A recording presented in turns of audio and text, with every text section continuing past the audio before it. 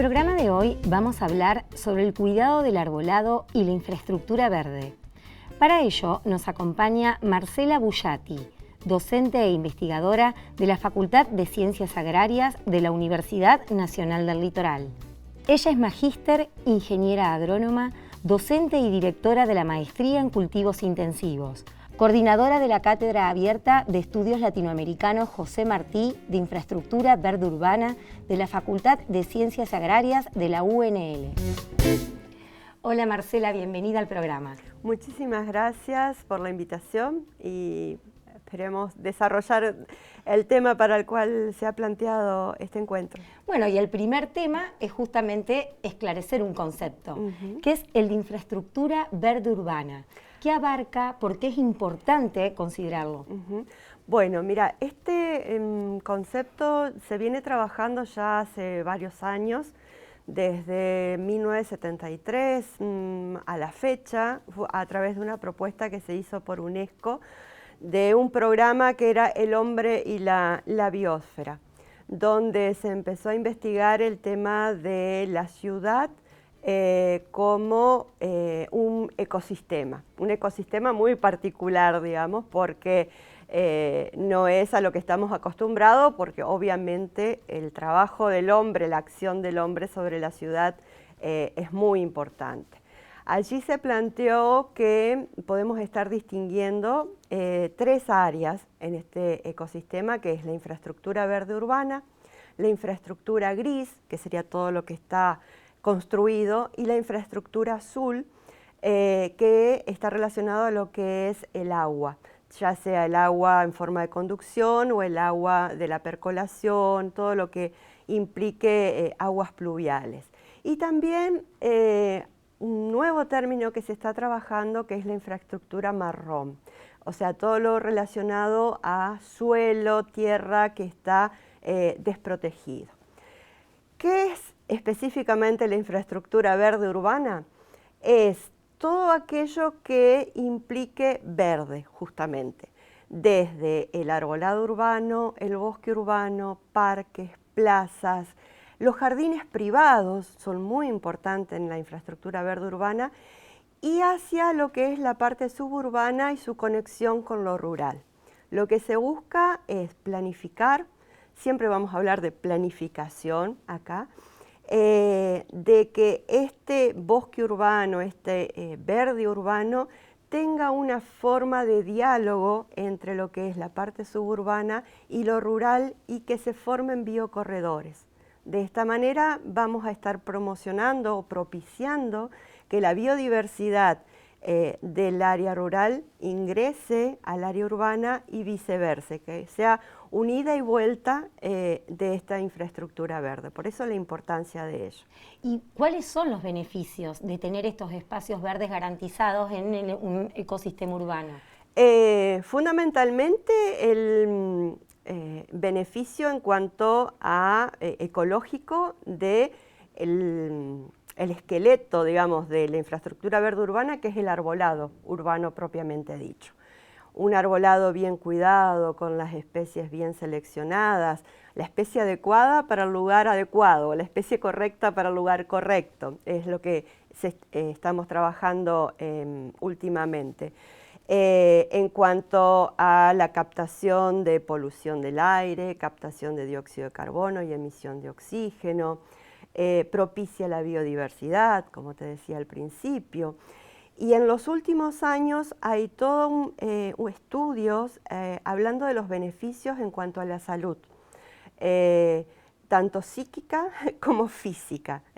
El caminar debajo de la sombra de los árboles, el hecho de que cuanto más infraestructura verde tengamos, disminuimos lo que es la isla de calor de la ciudad, que se genera por la gran superficie construida, el cemento y demás. Entonces, no es solo los beneficios ecológicos o ecosistémicos propiamente dicho, sino también los beneficios en cuanto a la calidad de salud que va a tener esa población, nosotros, en este ecosistema ciudad que en el cual estamos viviendo.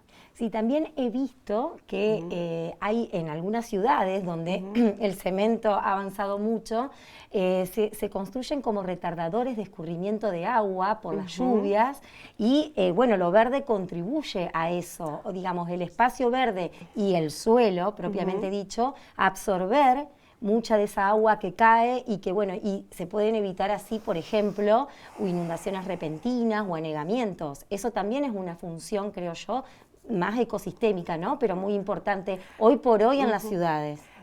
Bueno, ahí justamente lo que estás planteando es la planificación de lo que es la infraestructura verde y en este caso la azul, que sería, y la gris, donde la posibilidad de generar estos retardadores o asociado a lo que es la infraestructura verde, la cinta verde, que son espacios donde en lugar de tener vereda, lo que se hace son canteros continuos donde se puede estar cultivando césped o hay toda una promoción ahora y un devenir en lo que es el paisajismo hacia lo que es el paisajismo ecosistémico o jardines naturalizados. Entonces, en esa cinta verde, tal vez en lugar de tener césped, se propicia el crecimiento de especies herbáceas que también favorezcan la biodiversidad y es una manera de aumentar la superficie de penetración del agua de lluvia, de percolación, que ese agua no se pierda, sino que vaya en profundidad al suelo, porque normalmente lo perdemos a través del escurrimiento en cunetas y en el mismo asfalto. Me sirve para regar, digamos, sin estar dependiendo de agua potable o de agua de la línea. Y también me ayuda a disminuir lo que charlábamos hoy, el tema de isla de calor. Sí, entiendo también que hay regulaciones al respecto, ¿no? No sé si a nivel local o a nivel nacional, pero esto de exigir, de alguna manera, entre comillas, algún cordón verde o espacios verdes en las viviendas. ¿Hay normativa al respecto? Hay normativas, hay mucha normativa internacional. Obviamente en los países del hemisferio norte es donde más desarrollado está.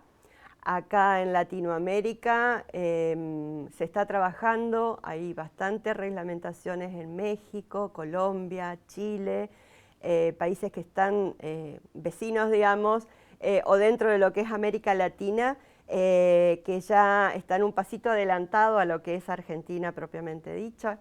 Lo que estamos tratando desde la FACU en este caso y también de la Asociación Nacional de Arboricultura y de grupos de trabajo a nivel nacional y provincial es comenzar a difundir este tipo de prácticas. Acá en Argentina, Mendoza es la ciudad que más desarrollo tiene en cuanto a lo que es infraestructura verde y cuidados y la relación de la infraestructura azul, justamente porque necesitan del agua para mantener la infraestructura verde y lo poco que tienen de lluvia de alguna manera que sirva para mantenerla. Es más, este año Mendoza fue premiada a nivel internacional por un premio que otorga la FAO, que es el de ciudades verdes del mundo, justamente por todo este trabajo que viene haciendo. Digamos, es como la punta del iceberg que está trabajando y hacia la cual estamos tratando que el resto de las ciudades de Argentina se vayan sumando. Claro, pero no tenemos una ley nacional, no hay algo a nivel nacional, sino es más a través provincial lo que me decís. Claro, son iniciativas locales que tienen que ver también, me imagino, con el paisaje o con la geografía de cada lugar, porque claro, no es lo mismo Mendoza, por ejemplo, que Santa Fe, donde de alguna manera el agua, o el abastecimiento de agua es diferente o la ocurrencia de lluvias es diferente. Pero más allá de eso también confluyen otros factores, sobre todo en el arbolado público, donde hay que considerar también cuándo se poda, cómo se poda y qué especies se incorporan. Porque también hay una convivencia, ¿no?, entre especies nativas y especies que surgen naturalmente, las impone el hombre. ¿Cómo es esa relación? En respuesta a lo que me decís, primero, Santa Fe es donde más deberíamos tener en cuenta el tema de la lluvia, porque obviamente tenemos mayor cantidad de precipitaciones. a pesar de que vamos hacia una tendencia de disminución por todo este efecto de cambio climático. Así que sería necesario, digamos, acompañar a lo que es la ley del árbol, que fue un logro haberla promulgado, pero que todavía tiene detallecitos como para seguir trabajando a nivel provincial. En cuanto a la selección de especies, te puedo decir que sí, hubo toda una tendencia a principios del siglo XX de los paisajistas que venían de Europa y traían especies exóticas porque allá funcionaban y se fueron introduciendo acá en Argentina. Hacia lo que vamos ahora es hacia un concepto que creo que ya lo comenté, que es la especie correcta para el lugar correcto, donde, como dije al principio, es necesario sentarse y planificar. Tratar de elegir especies, no hay que hacer una diferencia tajante entre lo que es exótica y nativa. Hay muchas especies exóticas que están muy bien adaptadas a nuestras condiciones, que tienen, favorecen, digamos, toda la parte de beneficios ecosistémicos, pero también hay que empezar a ver lo que tenemos alrededor. Y en nuestra ecorregión acá del Espinal o del Albardón costero tenemos muchas especies que podemos empezar a introducirlas en lo que es el arbolado urbano porque vamos a aumentar lo que es biodiversidad. Así que lo que se está haciendo desde el grupo de trabajo de la FACU, a través del programa Prodocova, que es el programa de documentación, conservación y valoración de la flora nativa, empezar a estudiar qué especies podemos estar introduciéndolas, cuál sería el cuidado que deberían tener, generar información para que los viveristas las comiencen a producir, porque si los viveristas no la introducen, no la empiezan a cultivar, no la vamos a tener para llevarla al arbolado o al jardín de la persona que la quiera tener. Entonces, es un continuo de trabajo donde no solamente estamos la Facultad de Ciencias Agrarias, sino también que está el INTA. Tenemos un trabajo en conjunto a través de un equipo interdisciplinario acá en la provincia, que es Ministerio de la Producción, Ministerio de Medio Ambiente, Facultad de Ciencias Agrarias de la UNL, la Facultad de Agrarias de Rosario, el INTA, el Colegio de Ingenieros Agrónomos, digamos, todos tratando de trabajar en conjunto, no solo hacia lo que es el arbolado urbano, sino hacia lo que es el mantenimiento del bosque nativo y el trabajo asociado a lo que es la forestación. Y sí, no es solo la elección de las especies, sino, como decías vos, cómo la vamos a conducir, cómo la vamos a adaptar, darle la mejor forma para llevarla al arbolado urbano. Claro, y por ejemplo, un ejemplo que nos ocurrió, sobre todo con el fenómeno de la bajante acá en Santa Fe, fue que el paisaje cambia también. Con la bajante o con las crecidas el paisaje urbano cambia. Y acá cerquita nomás tuvimos, digamos, un caso en la costanera este nuestra, donde comenzaron a crecer árboles que antes no estaban, obviamente, el río, la laguna perdió su lugar, su espacio, y allí crecieron árboles. Entonces, eso en su momento fue denominado o fue identificado como un bosque nativo, es decir, eran especies nuevas. ¿Cómo estos tipos de fenómenos son también bastante recurrentes, asociados a esto de que hablamos de infraestructura azul o de ecosistema azul? Justamente ahí está lo que te decía de la infraestructura verde, que no es solo lo que está implantado en la ciudad, sino hacia lo que la parte verde de la parte suburbana o ya tirando hacia lo que es lo rural. Ahí lo que hizo son especies nativas que están, la semilla seguramente estaba ahí, la trajo un pájaro, se dieron las condiciones para que germine y comience a colonizar. El hecho de que al estar la bajante empiezan a aflorar y a aparecer vegetación que es de la zona, es típica, puede llegar a haber alguna semilla de alguna especie exótica, pero todo lo que se dio ahí en la costanera eran aromitos y especies nativas de la ecorregión en la cual estamos. Muchos de esos también fueron implantados en su momento en otros gobiernos municipales para armar un corredor biológico más asociado a lo nativo y a lo que es la costa de la laguna y del río. Generar esos espacios como reservas es fundamental.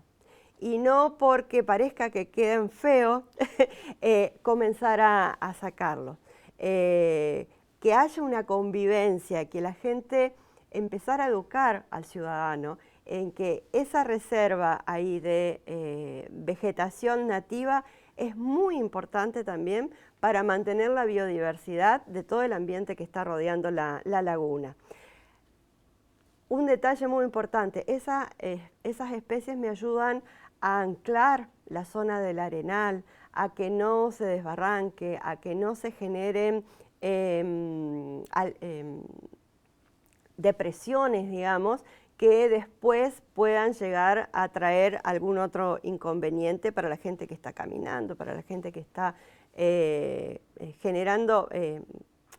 disfrutando de la costa de la laguna. Claro, y en cuanto a las especies exóticas, ¿se puede identificar o saber de qué origen son? O sea, de qué región, de qué país, de qué localidad, o sea, ¿cuáles son las más comunes que comienzan a implantarse en nuestra zona? Bueno, a través de este grupo interinstitucional que te nombré, que es el ETFI, donde estamos con la gente del Ministerio, INTA y demás, se generó una lista de especies arbóreas adaptadas a las diferentes ecorregiones de la provincia de Santa Fe.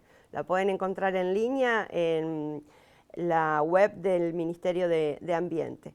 Allí no solo hay especies nativas adaptadas y que se pueden estar usando en el arbolado, sino especies exóticas.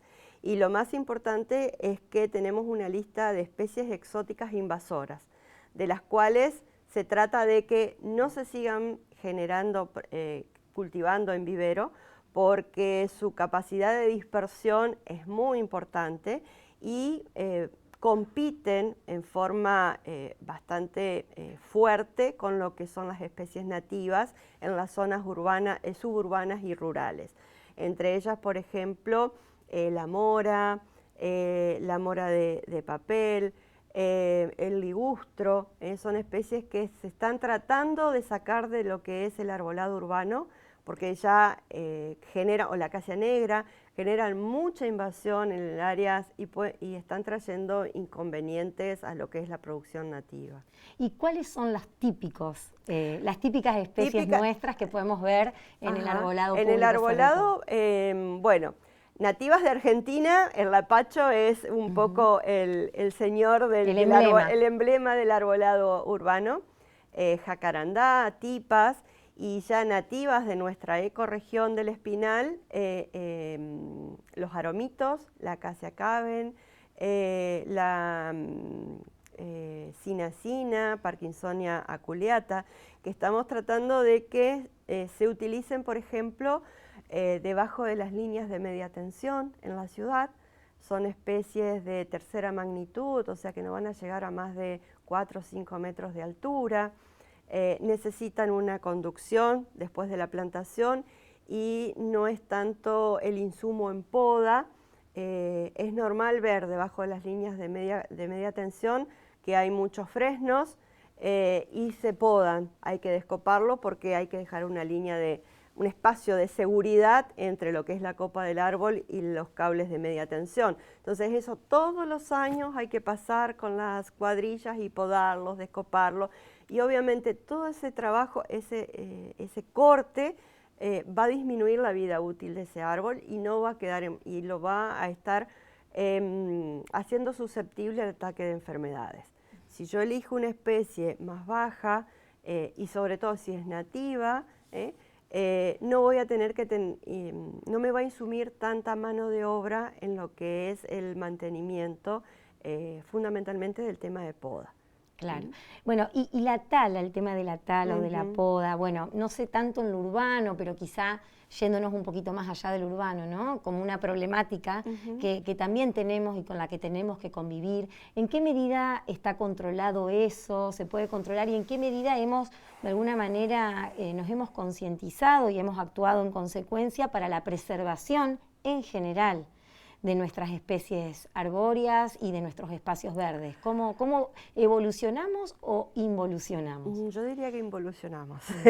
En cuanto a lo que es manejo de bosque nativo propiamente dicho, obviamente no soy la persona adecuada. Hay un grupo de trabajo dentro de Prodocova en la Facu que está trabajando en lo que es preservación de bosque nativo, desde la Cátedra de Botánica Sistemática, Agronómica y Ecología. Pero sinceramente se ha involucionado y es como que se involuciona también en lo que es la poda del arbolado urbano. Hay un concepto erróneo de que cuanto más lo podas al árbol, más vigoroso crece, y es completamente contrario a eso. Lo que hay que hacer es plantarlo, y los primeros años de conducción, una vez que se lo plantó, son los más importantes. Lo que uno ve normalmente que se hacen campañas de plantación, plantemos 1000 árboles, plantemos 10.000 árboles y demás, y se planta y se deja, que el árbol se acomode a las condiciones que le estamos dando. Y justamente si yo esos primeros 5 años lo conduzco, lo ayudo a adaptarse, le doy las condiciones necesarias del suelo, le genero una cinta verde, como te decía hoy, permito que el agua de lluvia percole, lo cuido y lo voy conduciendo, después va a ser menos necesario el uso de mano de obra, de insumos económicos, de dinero y demás, en lo que es cuando crece para cualquier lado y tengo que salir y podarlo y hacerle heridas que van a estar disminuyendo la vida útil de ese árbol. Claro, y en términos numéricos, podríamos decir, o más gráficos, que disminuyeron estos espacios verdes a nivel ciudad, ¿están disminuyendo o se están controlando de alguna manera? En general, todo depende del buen diálogo que exista entre la parte de los decisores políticos y los técnicos que están a cargo de las áreas. Lo que veo y se ve en general a través de la Asociación Nacional de Arboricultura y demás, es que no hay un buen diálogo en algunas ciudades. Es como que pensar en el verde es algo secundario. Comparemos Mendoza con Santa Fe. Acá en Santa Fe planto un arbolito y crece porque están las condiciones ambientales de lluvia, de temperatura y demás. Lo puedo estar sacando y plantar otro. Y no es así. Ese árbol que creció, que ya tiene 20, 50 años, tiene un valor económico, tiene un valor de todo el bien ecosistémico que hizo la ciudad. Sacarlo para poner uno nuevo, estoy cambiando todo ese valor y ese nuevo le va a llevar otros 20 hasta que llegue a adaptarse a las condiciones y me preste los mismos servicios ecosistémicos que tenía el que saqué. Entonces, hay ciudades que, como Mendoza, necesitan del verde, necesitan de la sombra, y ya es otra concientización de la población y del decisor político fundamentalmente.